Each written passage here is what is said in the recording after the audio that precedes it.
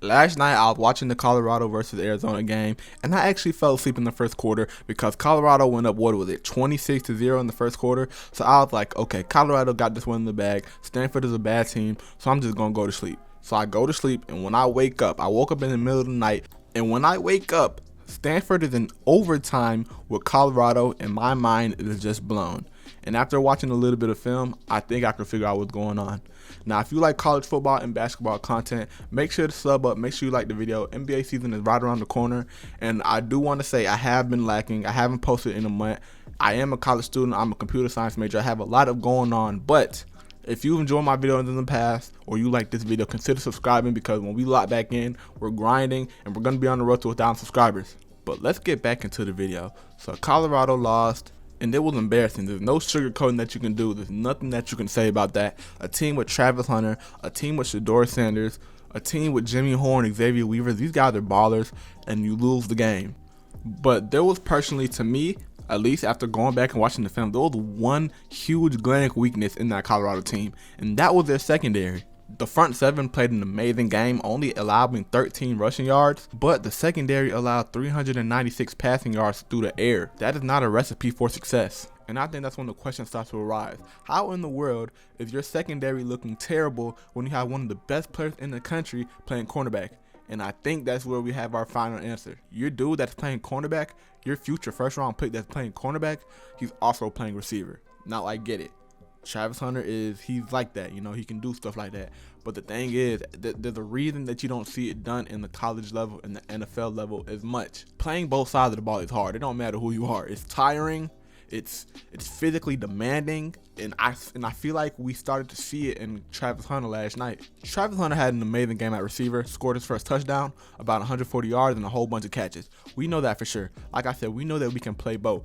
But I feel like after watching the Colorado games throughout the season, I feel like the Buffaloes need elite cornerback play way more than they need elite wide receiver play. Right? There's so much potential that secondary could have, but yesterday they were getting killed. Travis Hunter was getting killed.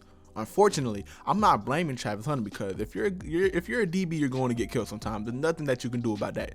But I feel like we have a little bit more of a chance if you're not as tired. I've seen some people say that Travis Hunter is not as fast as they think he is. I don't know. I can't speak on that, but he was getting burnt. He was getting cooked off to the line of scrimmage. Everything, and he's the reason on why that quarterback had so many passing yards. He gave up that touchdown at the end. It was a mess, and I think it's really time for Coach Prime and Travis to have a discussion. Okay, all right, so we get it. You can play both sides. You're a lead at both sides, but you have to play corner for us if we want a chance to win at a consistent level. Because this game there's no reason we should have lost a game like this. This is a 1-4 team. They're on the road. You had a 29-point lead. Was it 29, 26? I don't know. It don't matter. You had a huge lead and you completely blew it and you lost. Now, this isn't the only reason why they lost. The secondary, there's obviously more that goes on to why they lost, and we're going to get into that. I want to talk about Shedeur Sanders. Matter of fact, that's going to be a video for another day because I don't want nobody thinking I have hater energy. I don't want nobody thinking I'm hating on Shedeur Sanders. I was still going to talk about how he fits into the NFL game, but we're not there yet. That's going to be a video for another day. Make sure you subscribe. But I do want to talk about how quick people are to say, they're just willing to say, oh, the O-line isn't holding up. If you know football, in the college level, you do not have more than 4 seconds. It don't matter how good your O-line is. You don't have 4. I'll take that back. Those Alabama O-linemen used to hold up like crazy. But nowadays, in college, you have 4 to 5 seconds. And Shedeur has been known to hold on to the ball, and receivers aren't getting open. Is that on the O-line? It's hard to hold up a defensive lineman that's rushing at your quarterback. It's hard.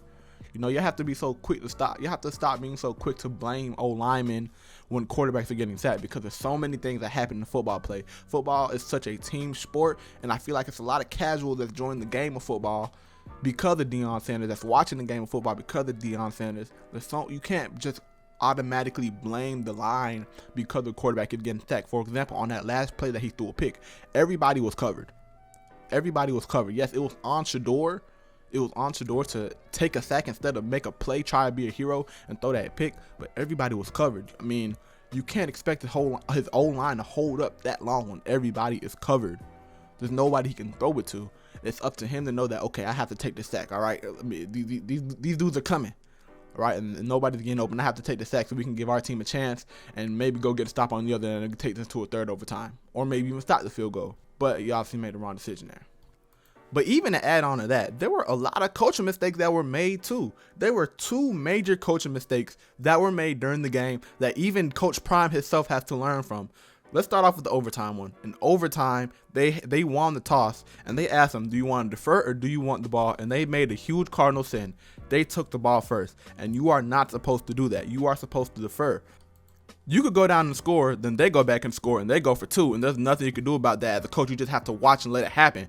You always supposed to defer, and that mistake right there was the reason that they lost in the last second. They lost to a field goal because they didn't score. All they had to do was take a field goal. That's all they had to do. That's why you're supposed to defer. And then the next huge coaching mistake that they made, well, this was on the players and the coaches, and it was actually a little bit on Travis Hunter.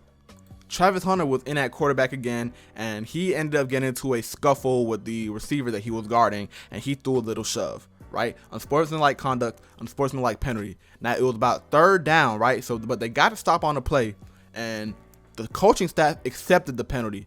So, it was 3rd and 15, I believe, instead of it being 4th and 10, where on 4th and 10, they would punt it.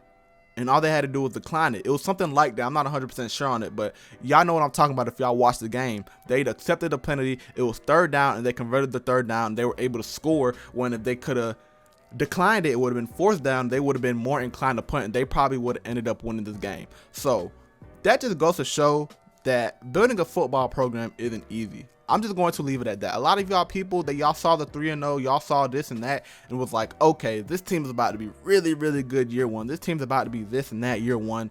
And no, that's just not the case. You're having coaching mistakes. You're having player mistakes. You're dealing with this and you're dealing with that. This is Power 5 football. It's going to take a couple of years to actually build this team. Even next year, I don't know, because I know Deion Sanders is there, but recruiting is still going to be tough. You're out in Colorado. The proximity talent isn't there, first of all. One of the biggest things about recruiting that people don't even look into, I feel like, is proximity talent. Schools like Georgia, Florida, Alabama, Texas schools, they're always going to have really good recruiting classes just because there's really good high school football in that state. High school Colorado football is not it. Their best player in that state in the class of 2024 is a 3-star O-lineman. He's not even going to Colorado. He's going to Tennessee. Nobody's going to Colorado inside of Colorado. So first you have that, but you do have Deion. But I don't know how realistic it is that you're going to be pulling in blue chip prospects every single year. So the best thing for them is to continue to build through the transfer portal. But how successful is that going to be? We don't know. You know what I'm saying? So it's going to take a lot to build a really good Colorado football team. I think they can do it, but I think it's going to take a while.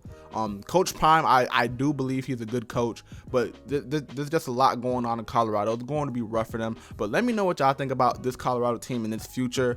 And if you like college football content, make sure you like, subscribe, turn on post notifications so for when I post.